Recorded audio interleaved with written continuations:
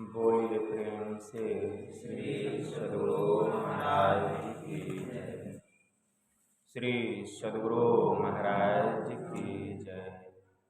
एक बार हम लोग आस्था और विश्वास के साथ बुलंद स्वर में गुरु महाराज का श्री जय घोष करें। श्री सद्गुरु महाराज की जय। नमामि अमित ज्ञान रूपं कृपालं अगम बोधदाता सुबुद्धि निधि विशालं क्षमाशील अति धीर गंभीर ज्ञानम् धर्मकील दृढ़ समधीर ध्यान जगत त्राणकारी अघारी उदारम भगत प्राण रूपं दयागुण नमो सतगुरुम ज्ञान दाता सुस्वामी नमामि नमामि नमामि नमामि नमामि नमामि महाराज सद्गुरु है राजन पुराजा है जिनकी कृपा से सर्व ताजा भने में ही सोई परम गुरु नमामि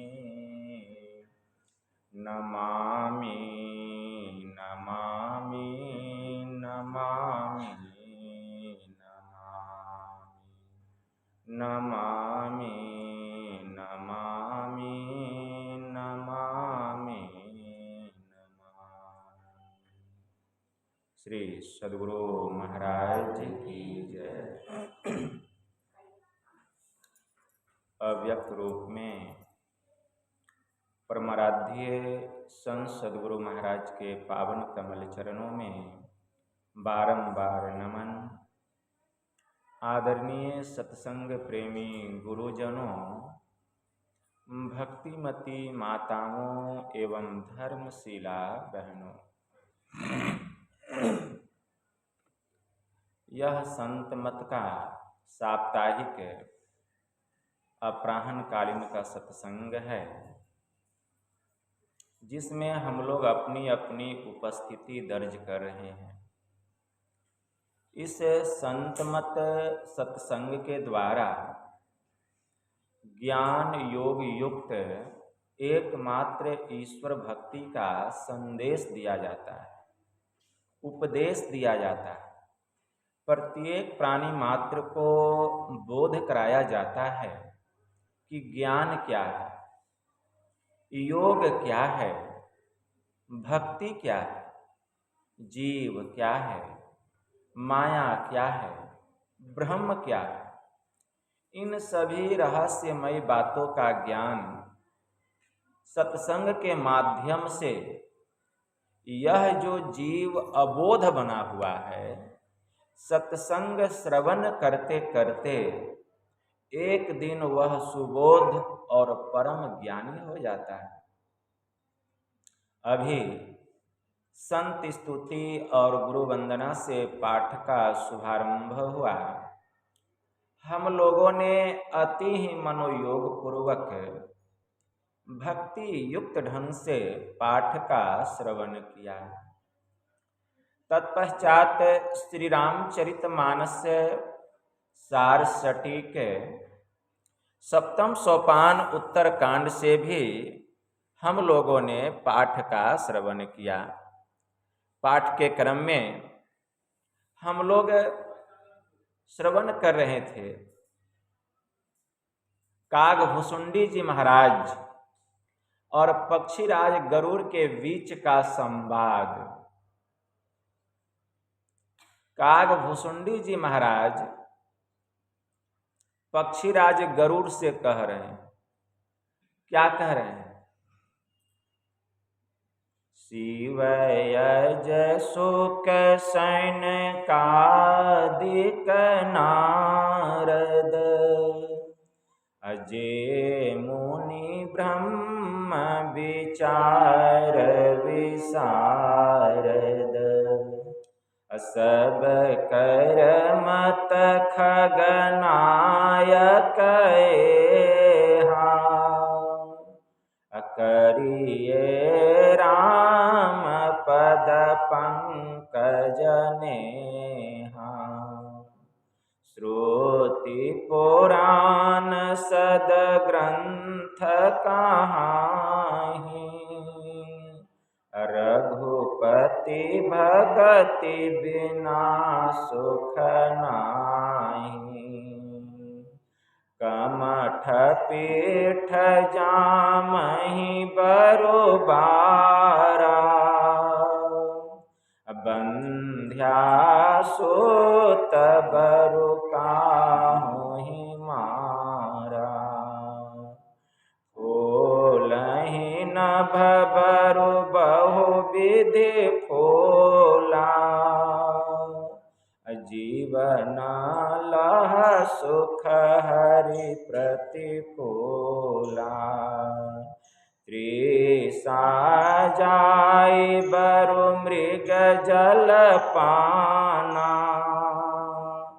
बरु जामहि शशि बिसाना, अंधकार बरु रविहीन सावे, राम विमुख न जीव सुख पावे, हिमत प्रगट अनल बरु होई, विमुख राम सुख पावन कोई, बारी मथे घृत होई बरु, असिकताते बरु तेल, बिनु हरि भजन न भवतरिये, यह सिद्धांत अपेल,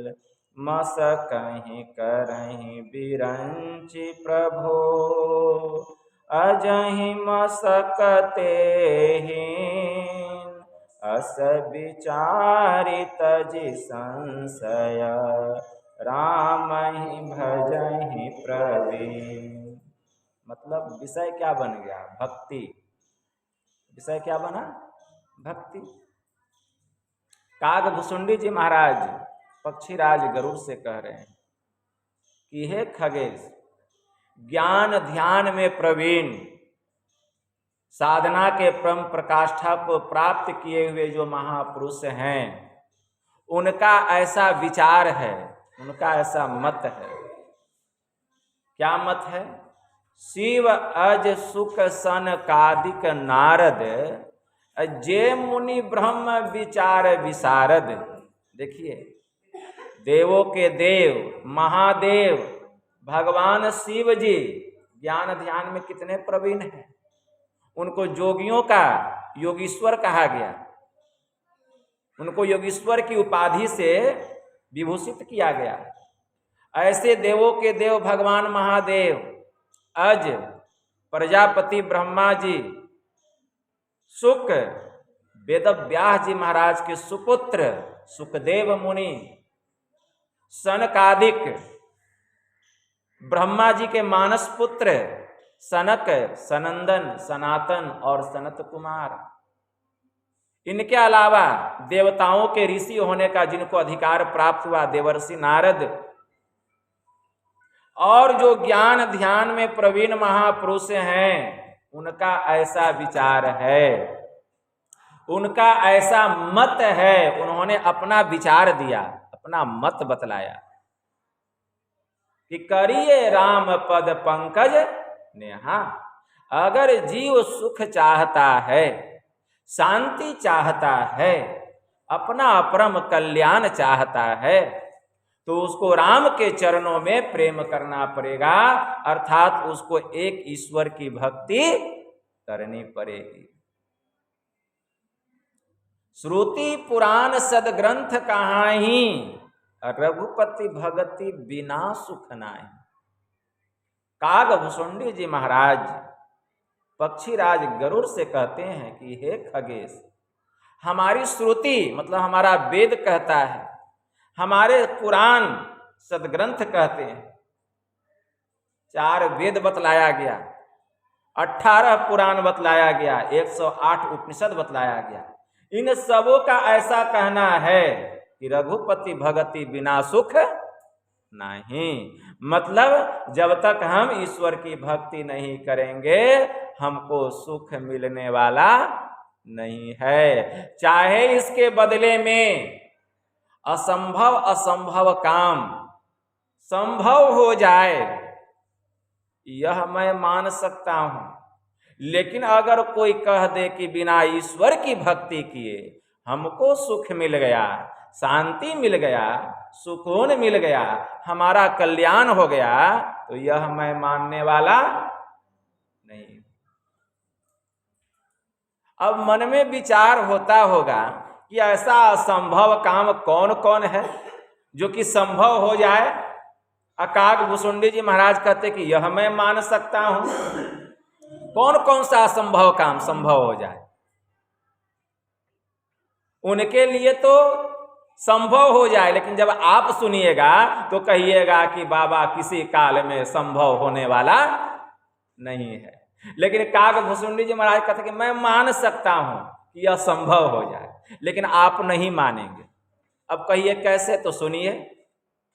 कागभुसुंडी जी महाराज कहते कमठ पीठ जामही बरु बारा, अब बंध्या सूत बरु काहू ही मारा। चाहे कछुए के पीठ पर लंबे लंबे बाल जम जाए, यह मैं मान सकता हूं। तो कागभुसुंडी जी मान सकते हैं, लेकिन क्या आप मान सकते हैं किसी काल में कछुए के पीठ पर बाल जम सकता है जी? कभी भी देखे हैं? या ऐसा मान सकते हैं किसी काल में यह संभव होगा? किसी काल में यह संभव होने वाला नहीं है। लेकिन कागभुसुंडी जी महाराज कहते हैं कि यह मैं मान सकता हूं कि कछुए के पीठ पर बाल जम गया हो किसी काल में।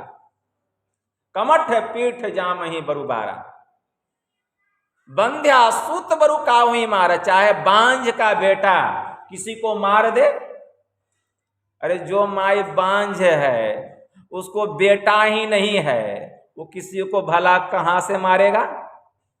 औलाद ही नहीं है, किसी को कैसे मार देगा?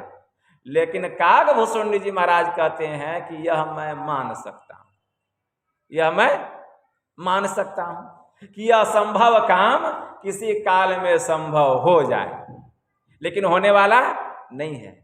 लेकिन आप लोगों को पता होगा कि कभी कभी अकस्मात कोई काम हो जाता है और हमको इसका खबर नहीं होता है। ऐसा हुआ है कभी कि कोई काम हो गया लेकिन हमको पता नहीं चला? तो कोई काम हो जाता है लेकिन हमको इसका पता नहीं चलता है कि हमसे ही यह काम हुआ है। जैसे हनुमान जी लंका दहन करके जब जा रहे थे तो उनके शरीर से गर्मी निकला, शरीर का जो उनका अंश था वह समुद्र में जाकर के गिर गया। उस समुद्र में एक मगर रहती थी, उसी के मुंह में चला गया और उसी से जन्म हुआ किसका? मकर ध्वज का। किसका जन्म हुआ? मकर ध्वज का। और अहिरावण जब राम और लक्ष्मण को पातालपुरी में लेकर के चला गया, वही मकर ध्वज अपना दुम घुमा करके एकदम तंबू के जैसा बना के उसके ऊपर में बैठ गया और उसी में राम लक्ष्मण पड़े हैं उसके निगरानी में। निगरानी करने वाला कौन है? मकर ध्वज। जब हनुमान जी आते हैं पातालपुरी तो देखते हैं कि हमारे ही जैसा मुखौटा हमारे जैसा है और कोई एकदम तंबू के जैसा दुम फैला करके लपेट करके बैठा हुआ है। तो जब हनुमान जी घुसने लग गए उसके भीतर में तो मकरध्वज रोक लिया, कहा ठहर जाओ, पहले यह बतलाओ कि तुम कौन हो। तो हनुमान जी कहते हैं कि पहले तुम यह बतलाओ कि तुम कौन हो। तो मकरध्वज क्या कहता है, मैं पवन सुत हनुमान का पुत्र मकरध्वज हूं। अब हनुमान जी चिंतित, अरे भाई हम बाल ब्रह्मचारी, हमको कोई पुत्र ही नहीं हुआ, तो मकरध्वज कहां से आ गया। तो अकस्मात हुआ ना, पता चला हनुमान जी को। कहने का भाव यह, कभी कभी कोई ऐसा काम हो जाता है कि कार्य हो जाता है लेकिन उसका पता हमको नहीं चलता है। वही काग भुसुंडी जी महाराज पक्षीराज गरुड़ कहते हैं कि बांझ का बेटा किसी को मार डाले, जो माई बांझ है उसको औलाद ही नहीं है तो वह किसी को कहां से मारेगा। फूल ही नभ बरु बहु विधि फूला, जीव न लह सुख हरि प्रतिकूला। चाहे आकाश में रंग बिरंग का गुलाब, गेंदा, चंपा, चमेली, तागरी, बेली, जूही, रंग बिरंग का फूल खिल जाए आकाश में, फूल ही नभ बरु बहुविधि फूला, लेकिन इतना होने पर भी क्या किसी काल में आकाश में रंग बिरंग का फूल खिल सकता है। यह मानने योग्य नहीं है, यह असंभव है। लेकिन काग भुसुंडी जी महाराज कहते हैं कि हे खगेश, किसी काल में यह संभव हो जाए यह मैं मान सकता हूं। फूल ही नभ बरु बहुविधि फूला, लेकिन जीवन लह सुख हरि प्रतिकूला। लेकिन परमात्मा की भक्ति से विमुख होकर किसी प्राणी को सुख मिल गया, यह कोई कह दे, यह मैं मानने वाला नहीं हूं। स्पष्ट कह रहे हैं, एकदम साफ सुथरी बात कह रहे हैं। इतना ही नहीं, कहते हैं त्रिसा जाई बरु मृग जल पाना, अब बरु जाम ही सस शीस विसाना। चाहे मृग तृष्णा का जल पीने से किसी का प्यास बुझ जाए, यह मैं मान सकता हूं। मृग तृष्णा का मतलब समझते हैं? नहीं समझते तो ध्यान से सुनिए। मृग तृष्णा का जल किसको कहा गया? राजस्थान के रेगिस्तान में रेगिस्तानी हिरण होते हैं, मृग होते हैं। जब उनको प्यास लगती है तो जब सूर्य का किरण बालू की रेत पर पड़ता है तो दूर से देखने में मृगा को लगता है कि पानी है। मृगा को क्या, हमको भी लगेगा दूर से देखने में आभास होता है कि वहां पानी है, लेकिन आप हम जानते हैं कि वहां पानी नहीं है। लेकिन मृगा को लगता है कि वहां पानी है। वह प्यास से व्याकुल होकर के दौड़ लगाता है। दौड़ते दौड़ते जब वहां जाता है तो उसको लगता है कि पानी और दूर में है, लेकिन क्या वहां पानी है? वहां पानी नहीं है। मृगा दौड़ते दौड़ते थक जाता है, थक करके गिर जाता है, उसका दम टूट जाता है, लेकिन उसकी प्यास नहीं बुझती है। यही है मृग तृष्णा का जल। उसी प्रकार यह जो संसार का विषय है उसी मृग तृष्णा के जल के समान है। हम लोग संसार के विषय के पीछे दौड़ लगा रहे हैं सुख पाने के लिए, तृप्ति पाने के लिए, लेकिन वास्तव में संसार के विषय में सुख नहीं है। दौड़ते दौड़ते मेरा भी एक दिन दम टूट जाएगा, लेकिन सुकून, शांति मिलने वाली नहीं है, तृप्ति होने वाली नहीं है, तृष्णा समाप्त होने वाली नहीं है। यही वह संसार है। गुरु महाराज की वाणी में आया, मृगवारी सम सब ही प्रपंचन, विषय सब दुख रूप है, निज सूरत को इनसे हटा। कहाँ लगाना चाहिए? प्रभु में लगाना चाहिए। सुख किधर है? परमात्मा में है। लेकिन हम लोग सुख विषय में खोज रहे हैं। क्या कभी मिलेगा? कभी नहीं मिलने वाला। तो कागभुसुंडी जी महाराज पक्षीराज गरुड़ से कहते हैं कि मृग तृष्णा का जल पीने से किसी का प्यास बुझ जाए, लेकिन ऐसा होने वाला नहीं है। होगा क्या किसी काल में? कभी ऐसा होने वाला नहीं। बरु जामहि सस शीस विषाना, चाहे खरहे के माथे पर सींग जम जाए। देखे हैं खरहा के माथा पर सींग? हो सकता है किसी काल में हो जाए, कलयुग चल रहा है ना, लेकिन ऐसा भी होने वाला नहीं है। लेकिन कागभुसुंडी जी महाराज कहते कि हे खगेश, किसी काल में यह संभव हो जाए, यह मैं मान सकता हूं कि बरु जामहि सस शीस विषाना। इतना ही नहीं, अंधकार बरु रबहि न सावे, राम विमुख न जीव सुख पावे। चाहे अंधकार सूर्य का नाश कर दे। क्या भी कभी ऐसा हो सकता है कि अंधकार सूर्य का नाश कर दे? कभी देखे हैं, सुने हैं? लेकिन ऐसा साक्षात देखते हैं कि जब सूर्य निकलता है तो अंधकार का नाश हो जाता है, उसका नामो निशान मिट जाता है।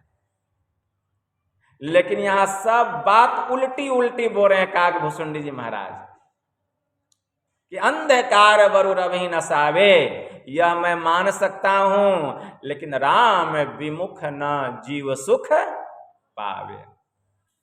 लेकिन राम की भक्ति से दूर होकर के, उससे विमुख होकर के किसी को सुख मिल गया हो, यह मैं मानने वाला नहीं हूं। इतना ही नहीं, एक समय का प्रसंग है। एक बार अंधकार जो था वह भगवान विष्णु के पास पहुंचा और कहा कि प्रभु आप सूर्य को समझा दीजिए। तो भगवान विष्णु कहते क्या हुआ, क्या बात हो गई?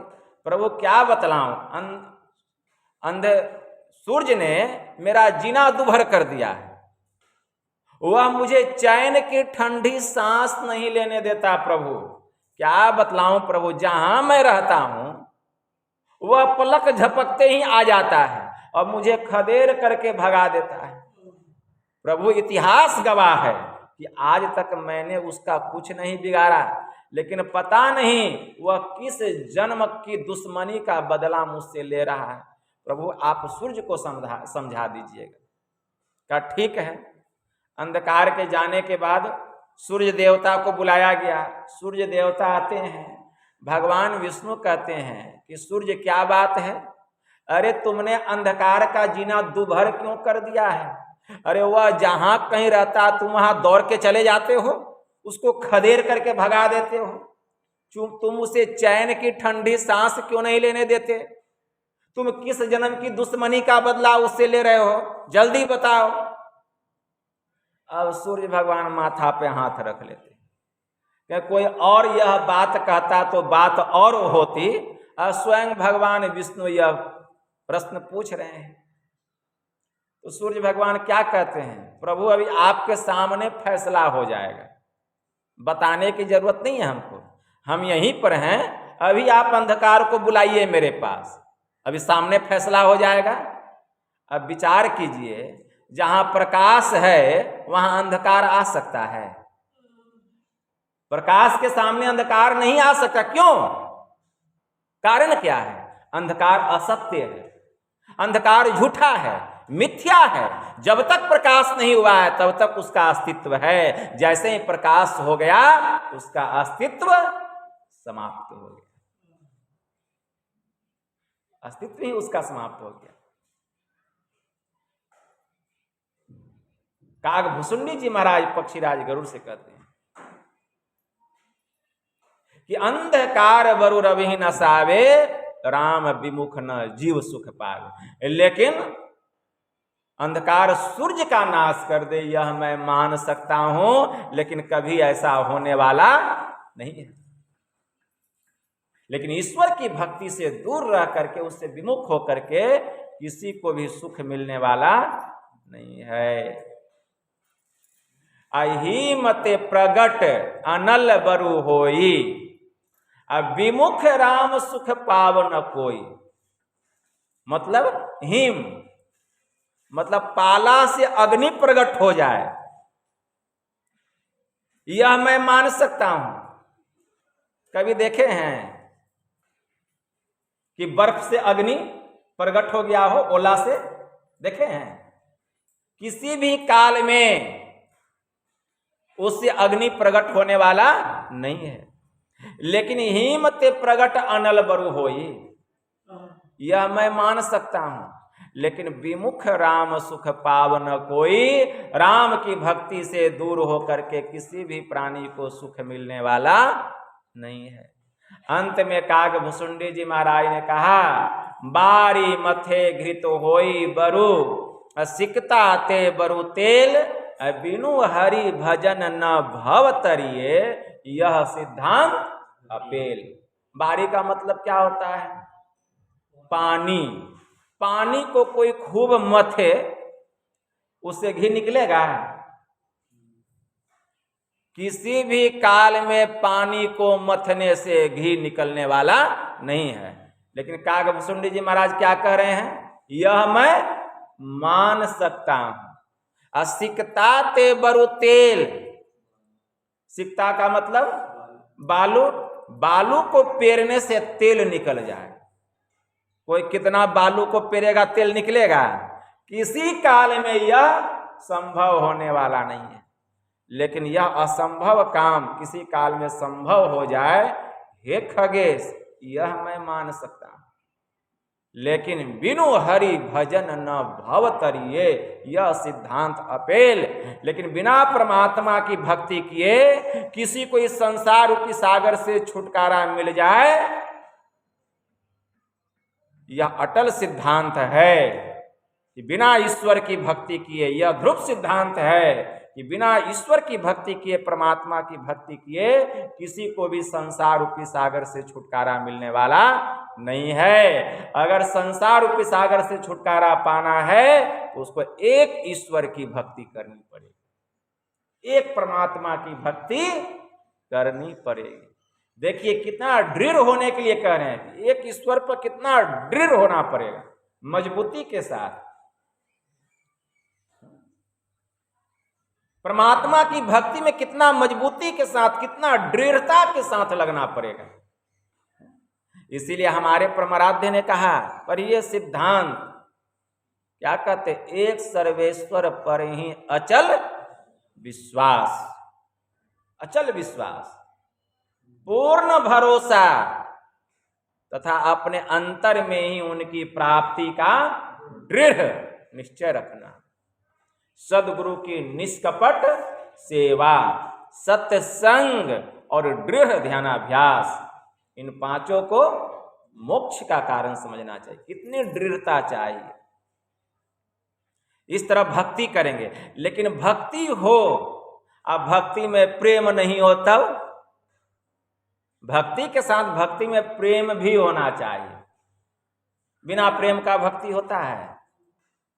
बाबा कबीर की वाणी में आया, ध्यान से सुनिए, चहल पहल की जगह बंद कर देंगे तुरंत, कि प्रेम बिना जो भक्ति है सो तो निज डिंब विचार, उद्र भरण के कारण जन्म गवायो सार।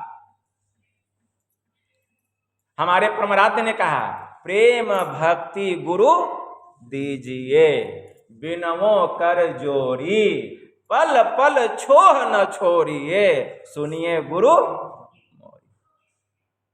भक्ति में प्रेम होना चाहिए। प्रेम की प्रकाष्ठा कहाँ होती है? ठीक है ना, मतलब स्नेह। अभी हम लोग सुन रहे थे ना, हमारी किरण माता जी बैठी हुई बता रही थी स्नेह के बारे में, नेह के बारे में। स्नेह किसको कहा गया, इसको भी ध्यान से समझिए कि नेह किसको कहा गया। स्नेह कहाँ होता है? परमात्मा से स्नेह तब होता है जो असली स्नेह है, जो सच्चा स्नेह है, जब हम पांचों शरीर को पार करके परमात्मा में जाकर के मिल जाते हैं, वह हुआ असली स्नेह। गुरु महाराज की वाणी में आया, तह जाओ जहां प्रकट मिले, वे तब जानो है स्नेह। गुरु महाराज की वाणी में आया ना, कहाँ जाओ? तह जाओ जहां प्रकट मिले, जहां परमात्मा का अप्रोक्ष ज्ञान प्राप्त हो जाए, साक्षात्कार हो जाए, वे तब जानो है स्नेह। तब जानेंगे कि तुमको परमात्मा से सच्चा स्नेह है, प्रेम है। हम किसी से प्रेम करते हैं और उसके प्रति हमारे भीतर बहुत स्नेह है, लेकिन जब तक उनसे मिलेंगे नहीं वह प्रेम ही रह जाएगा। स्नेह उसकी विशेषता हो गई प्रेम की। विशेष प्रेम अगर है तो जब तक हम उससे मिलेंगे नहीं हमको सुकून मिलने वाला नहीं।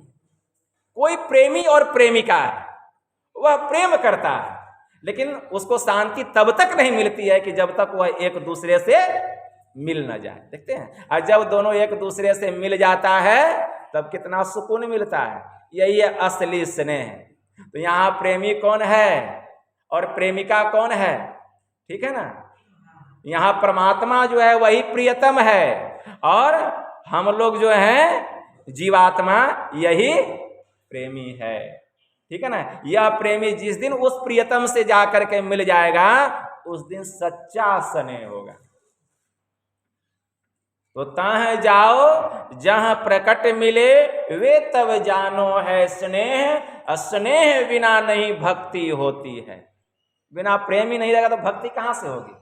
कर लो साचा नेह। इसके लिए सच्चा नेह के लिए क्या करना पड़ेगा? तो गुरु महाराज ने कहा, स्थूल सूक्ष्म कारण महाकारण केवल्यहु के पार, सुषमन तिलहो पिलतन भीतर होंगे सबसे न्यार। ठीक है ना। इस तरह का प्रेम जब तक नहीं उत्पन्न होगा ऐसा स्नेह प्राप्त होने वाला नहीं है। हमको अपने पिताजी से बहुत प्रेम है तो प्रेम उत्पन्न हुआ, लेकिन उनका स्नेह कब मिलेगा? जब उनके पास हम जाएंगे, जब उनके शरण में हम जाएंगे। ठीक है ना। तब उनका स्नेह हमको प्राप्त होगा, उनका स्नेह प्राप्त होगा। और वह जो स्नेह प्राप्त होगा वह असली स्नेह होगा। इस तरह का हमको परमात्मा से अगर स्नेह है तो हमें उनकी भक्ति करनी पड़ेगी। प्रेम है और भक्ति हम नहीं करते हैं, वह फिर भक्ति कैसा है? हमको ईश्वर से प्रेम है लेकिन हम भक्ति नहीं करते। भक्ति का मतलब क्या समझे? भक्ति का मतलब सेवा। किनकी सेवा? ईश्वर की सेवा। यहां भक्ति का मतलब क्या है? बाहरी ही नहीं, दोनों भक्ति, बाहर की भी भक्ति और अंतर की भी भक्ति। अगर हमको परमात्मा से बहुत प्रेम है तो हमें उनकी भक्ति करनी पड़ेगी। मतलब हमें उनका मानस जप करना पड़ेगा, मानस ध्यान करना पड़ेगा, दृष्टि साधना करनी पड़ेगी और नदानुसंधान की साधना करके अंधकार प्रकाश और शब्द रूपी माया के आवरण को पार करना पड़ेगा। तब गुरु महाराज कहते तब हम जानेंगे कि तुमको असली स्नेह हमसे है। केवल बोलने से स्नेह नहीं होगा। इसीलिए गुरु महाराज की वाणी में आया, मानस जप, मानस ध्यान, दृष्टि साधन और सुरत शब्द योग द्वारा सर्वेश्वर की भक्ति करके अंधकार प्रकाश शब्द के प्राकृतिक तीनों पर्दों से पार जाना और सर्वेश्वर से एकता का ज्ञान प्राप्त करके मोक्ष पा लेने का मनुष्य मात्र अधिकारी है। तो हमको यह क्रिया नित्य प्रतिदिन, जिसको त्रैकाल संध्या कहा गया, तीनों समय करना पड़ेगा। ब्रह्म वेला में, दिन में स्नान करने के बाद किसी भी समय, जिस समय आप स्नान कर लीजिए। अगर आप बीमार हैं तो देह हाथ पोंछ लीजिए, पैर हाथ धो करके बैठ जाइए। और शाम में सूर्य ढलने के बाद अगर ये तीनों समय आप ध्यान करते हैं, दोनों समय का सत्संग करते हैं, तब प्रभु से आपको प्रेम है और यही प्रेम आपको परमात्मा से स्नेह प्रदान करे। क्या समझे? यही प्रेम आपको परमात्मा से क्या प्रदान करेगा? स्नेह प्रदान करेगा। तो इस तरह का हमें ईश्वर से प्रेम होना चाहिए, तब भक्ति करने में मन लगेगा, तब आनंद आएगा। अभी हम लोग मन के बारे में भी सुन रहे थे। मन के बारे में बाबा कबीर की वाणी में आया, शब्द खोजी मन बस करे, असहज योग है यही, असत्य शब्द निज सार है, यह तो झूठी दे। मन को बस में करने का उपाय क्या है? शब्द। जिसका मन शब्द में लग जाएगा उसका मन बस में हो जाएगा। मंत्र आया है, यही प्रश्न अर्जुन भगवान महायोगेश्वर श्री कृष्ण से कर रहे हैं। भगवान महायोगेश्वर श्री कृष्ण से अर्जुन कहते कि हे प्रभु, चंचलम ही मनः कृष्णा परमाथि पल्लव दृढ़, तस्याहम निग्रहम मन्ये वायुर्यु सुदुष्करम। कि हे केशव, यह मन बड़ा ही चंचल है। हे प्रभु, यह मनुष्य को मथ डालता है। जैसे वायु को, हवा को मुट्ठी में कैद करना बड़ा ही कठिन है, वैसे इस मन को बस में करना बड़ा ही दुष्कर है। तो भगवान ने अर्जुन की इस बात का समर्थन दिया है, और समर्थन देते हुए भगवान ने कहा, असंशयम महाबाहो मनो दुर्निग्रहम चलम, अभ्यासेन्तु कौन्तेय वैराग्येन च गृह्यते। यह महाबाहु अर्जुन, अवश्य ही यह मन बड़ा ही चंचल है। एक क्षण में यह मन कहां से कहां चला जाए, क्या से क्या करा दे, जो ध्यान पर बैठते हैं उसी को पता होगा। इसको कोई नहीं कह सकता है, ठीक है ना। एक ही क्षण में अगर आप खूब ध्यान भजन मन लगा के करते हैं तो मन जो है आपके पैर के नीचे है और कहता है आप ही मेरे माई बाप हैं। कहीं ध्यान भजन छूटा, वह मन आपके चरणों के नीचे से उठेगा, माथा पर बैठ जाएगा और कहेगा अब तो हम ही आपके बाप हैं। क्या सही बात नहीं है? यह मन ऐसा है। खाली ध्यान भजन छोड़ दिए 3-4 दिन तक, अब फिर देखिए मन की गति। यह मन ऐसा है। संत पलटू साहब ने कहा, मन नहीं पकड़ा जाए बहादुर जवान है, करत रहे खुरखंद बड़ा शैतान है, ऐसा यार हरीफ बसे इस हलक में, अरे हरे पलटू उड़ता कोस हजार पंख बिनु पलक में। ध्यानाभ्यास करने बैठते हैं, मन क्षण भर में Delhi, Norway, Sweden, Punjab, Thailand, America, Washington कहाँ कहाँ चला जाता है, कहना मुश्किल है। लेकिन इस मन को कैसे बस में किया जाए? तो भगवान ने कहा, अभ्यासेन्तु कौन्तेय वैराग्येन च गृह्यते, कि अभ्यास और वैराग्य से यह मन बस में हो जाता है। तो भगवान ने तो कहा अभ्यास और वैराग्य से। किसका अभ्यास करे कि मन में वैराग्य हो जाए और यह मन बस में हो जाए? तो मुक्ति उपनिषद में भगवान श्री राम ने हनुमान जी से कहा कि हे हनुमान, एक तत्वाधिराभ्यासा ध्यावन बीतम मनः, जब तक यह मन पूर्ण रूपेण बस में न हो जाए, एक तत्व का अभ्यास करो। वह एक तत्व क्या है? वही है परम बिंदु। वह क्या है? परम बिंदु, जिसका बांट नहीं किया जा सकता, जिसका भाग नहीं किया जा सकता। जो कोई योगिक क्रिया के द्वारा, दृष्टि योग की साधना के द्वारा दृष्टि की दोनों धारों को मिला करके जो सुषुम्ना में प्रवेश करता है, वही उस बिंदु को प्राप्त करता है। तेजस बिंदु को तेजस बिंदु परम ध्यानम विश्वात्म हृदय संस्थितम, जैसे उस बिंदु में वह प्रवेश करता है, बिंदु पर चढ़ाई करता है, ठीक है ना। तो बिंद में तह नाद बोले रैन दिवस सुहावनम, तुरंत उसको नाद का अवलंब मिलता है और यह मन पूरा बस में हो जाता है, पूर्ण रूपेण बस में होता है। जैसे बिंदु में प्रवेश किया, नाद का अवलंब मिला, किसको मिला? मन को मिला, यह मन बस में हो गया। और कोई दूसरा उपाय नहीं है मन को बस में करने का। नाद बिंदु उपनिषद में एक मंत्र आया, मकरंदम पिबन भृंगो गंधा नन्नापेक्षते यथा, नादा सक्तम सदाचितम विषयम न ही कांक्षति, बद्ध सुनाद गंधेन सद्य संत्यक चापल, जैसे भंवरा फूलों की केसर को लेता हुआ उसकी सुगंधी की चाहना नहीं करता, ठीक उसी प्रकार जिसका चित्त भीतर के नाद में लग गया है, फिर वह बाहर के विषयों की चाहना नहीं करता। क्यों? क्योंकि वह अपनी चंचल प्रवृत्ति को त्याग चुका है और वह उस अंदर के नाद के मिठास के वशीभूत हो चुका है। उसी का मन पूर्ण रूपेण बस में हो गया, मन बस में हो गया। नाद का अवलंब मिला, क्या हुआ? मन बस में हो गया। नाद बिंदुपनिषद में एक दूसरा मंत्र आया, मनोमत गजेंद्रस्य विषयो ध्यान चारिणः नियमान समर्थो अयंग नीनांदो निष्टांकुश। कि हमारा जो यह मन है यह गजराज के जैसा है।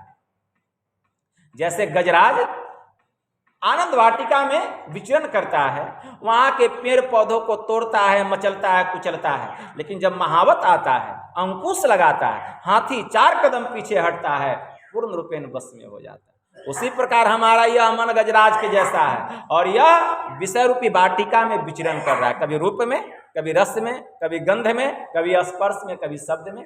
लेकिन योगिक क्रिया के द्वारा जैसे इस मन को भीतर में नाद का अवलंब मिलता है, तो यह नाद मन के लिए अंकुश के जैसा कार्य करता है, अंकुश के जैसा। मनोमत गजेंद्रस्य विषयो ध्यान चारिण नियमान समर्थो अयंग नीनांदो निश्चितांकुश। यह जो नाद है अंकुश के जैसा कार्य करता है इस मन रूपी गजराज के लिए, और हमारा मन पूर्ण रूपेण बस में हो जाता है। तो मन को बस में करने का यही एक उपाय है। इसीलिए बाबा कबीर ने कहा कि शब्द खोजी मन बस करे। जिसको इस शब्द का अवलंब मिलता है उसी का मन बस में होता है। सहज योग है यही, असत्य शब्द निज सार है, यह तो झूठी दे। फिर एक दिन इस सूरत को जब सार शब्द का अवलंब मिलता है तो यह शरीर झूठा हो जाता है। यह शरीर क्या होता है? झूठा, असत्य हो जाता है। क्यों? क्योंकि यह 5 शरीर से हमारी सूरत निकल जाती है।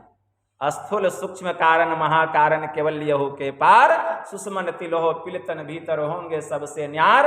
ब्रह्म ज्योति ब्रह्म ध्वनि को धरी धरी ले चेतन आधार, तन में पिल 5 तन पारा जा पाओ प्रभु।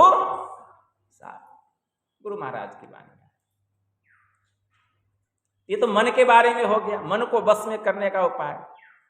अभी एक बात अभी हम लोग और सुन रहे थे कि मुर्शिद नैनो बीच नबी है, अस्याह सफेद तिलो बिच तारा, अविगत अलख रवि। नबी एक करीम मोहम्मद सल्लल्लाहु अलैहि वसल्लम को खुदा का नूर कहा जाता था। क्या कहा जाता था? नबी का मतलब क्या होता है? नूर। इसको याद रखिए, नबी का मतलब नूर कहा जाता था कि मोहम्मद साहब खुदा के नूर कहलाते हैं। तो क्या उसी समय थे वे? अभी हम लोगों के बीच नहीं है, अभी भी हम लोगों के बीच में हैं, लेकिन हमारे पास में वह आंख नहीं है कि हम उनको देख सकें। मुर्शिद नैनो बीच नबी है, स्याह सफेद तिलो बिच तारा। वह नबी क्या है? दोनों आंखों के मध्य में वह बिंदु रूप प्रकाश रूप में, दोनों आंखों के मध्य में वह मुर्शिद नैनो बीच नबी है। स्याह सफेद तिलो बिच तारा। पहले वह जो नबी है कैसा दिखाई देता है? देखिए बाबा कबीर कहते हैं स्याह, पहले काले रंग के तिल के जैसा दिखाई देता है। स्याह का मतलब क्या होता है? काला। स्याह का मतलब काला। तो स्याह पहले वह काले रंग के तिल के समान दिखाई देता है, वह जो नबी है, ठीक है ना। और उस काले रंग के तिल पर अगर हमारा मन ठीक ठीक कुछ देर तक ठहर जाए तो दृष्टि की दोनों धार वहां जाकर के टकराती है, वह तिल खिड़की खुलती है, तो वह एकदम दूध के समान एकदम उज्जवल दिखाई देता है, बिंदु के जैसा। उससे एकदम प्रकाश निकल रहा है। स्याह सफेद, सफेद का मतलब क्या होता है? उजला। तिलो बिच तारा, तिल बिंदु के समान दिखाई देता है। अविगत अलख रवि है, ठीक है ना। अविगत अलख रवि है। उस द्वार में प्रवेश करके, उस बिंदु में प्रवेश करके, ठीक है ना, हम कहाँ जाते हैं? अलख अविगत अलख रवि। अविगत का मतलब होता है सर्वव्यापक। अगर उस सर्वव्यापक परमात्मा को पाना चाहते हैं तो वहां से रास्ता खुल जाता है प्रभु के पास जाने का। वही रास्ता है परमात्मा के पास जाने का। तो परमात्मा के पास जाने का रास्ता कहां से है? प्रकाश मंडल होकर के। परमात्मा के पास जाने का रास्ता प्रकाश मंडल होकर के है। ठीक है ना?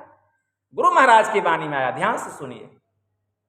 अधर डगर को सतगुरु भेद बतावे, कज्जल केंद्र सुई अग्रदर होई, दृष्टि रथ चढ़ी सुरति धावे। प्रकाश मंडल तजी शब्द समावे, अचल अमर घर पावे। मैं ही दास आस सतगुरु की, हरदम शीस नमावे। प्रकाश मंडल होकर के परमात्मा के पास जाने, इसी को सीधा रास्ता कहा गया। जो बिंदु में प्रवेश कर जाता है तो परमात्मा के पास जाने का रास्ता खुल जाता है। पवित्र पाक कुरान शरीफ है कि सूरे फातिहा कुए 1 में एक आयत आया है कि ऐ मेरे कयामत के दिन का मालिक, मुझे सीधा रास्ता दिखा, मुझे वह रास्ता दिखा जिस पर कि तेरी रहमत हुई है। मुझे वह रास्ता मत दिखा जिस पर कि तूने दोजख अजाब ढाया है, आग बरसाया है। तो 3 प्रार्थनाएं। पहला, ऐ मेरे कयामत के दिन का मालिक, मुझे सीधा रास्ता दिखा, मुझे वह रास्ता मत दिखा जिस पर कि तूने अजाब ढाया है। तो खुदा का अजाब किसके ऊपर में बरसता है? जो कि पवित्र पाक कुरान शरीफ में जो बातें बताई गई है, जो उसके अनुकूल नहीं चलते, उन पर खुदा का आग बरसता है। अब खुदा की रहमत किस पर होती है? तो पवित्र पाक कुरान शरीफ में जो बातें बतलाई गई है, जो उसके अनुकूल चलते हैं, तो उन पर खुदा की रहमत होती है। तो ऐसी कौन बात है, ऐसी कौन बात पवित्र पाक कुरान शरीफ में बतलाई गई जिसके अनुकूल चलेंगे तो उनकी रहमत होगी? तो 5 मुख्य बात बतलाई गई। पहला है कलीमे तैयब, दूसरा है नमाज, तीसरा है रोजा, चौथा है जकात और 5वां है हज। यही 5 मुख्य बातें बतलाई गई। लेकिन ऐ मेरे कयामत के दिन का मालिक, मुझे सीधा रास्ता दिखा। वह सीधा रास्ता क्या है? खुदा के पास जाने का वह सीधा रास्ता बाहरी दुनिया का नहीं है, वह हम सबके भीतर का है। पवित्र पाक कुरान शरीफ के अल बकरा पारा 3 और सूरा 2 में एक आयत आया, जो अल्लाह पर ईमान लाते हैं, अल्लाह उनके सहायक और रक्षक होते हैं, वे उनको अंधकार से प्रकाश मंडल में लेकर के जाते हैं। वहीं से खुदा के पास जाने का रास्ता प्रारंभ होता है। ठीक है ना? पवित्र पाक कुरान शरीफ के अल बकरा पारा 8 सूरा 3 में एक आयत आया, जो कोई अल्लाह का दामन मजबूती से थाम लेगा वही उस सीधे मार्ग में प्रवेश करेगा। मतलब एक ईश्वर पर जो दृढ़ हो जाएगा, पूरा विश्वास करेगा, वही उस द्वार में प्रवेश करेगा यौगिक क्रिया के द्वारा। मतलब एक ईश्वर की भक्ति करनी है और किसी की नहीं, उसका दामन मजबूती से थामना है।